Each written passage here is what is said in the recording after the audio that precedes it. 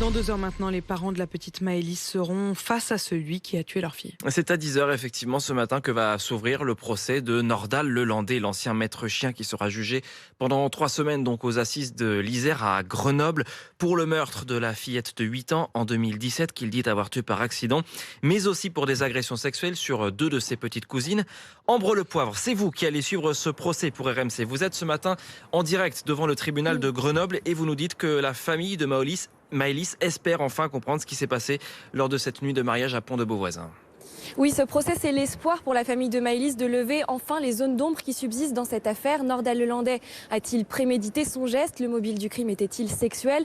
L'ancien maître chien a bien reconnu avoir tué la petite fille, mais il maintient que c'était un accident, une version à laquelle les parents de Maëlys ne croient pas.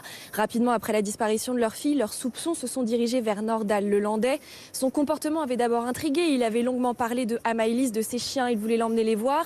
Puis Nordal Lelandais s'était absenté au moment où elle avait disparu avant de réapparaître quelques temps plus tard sans participer aux recherches.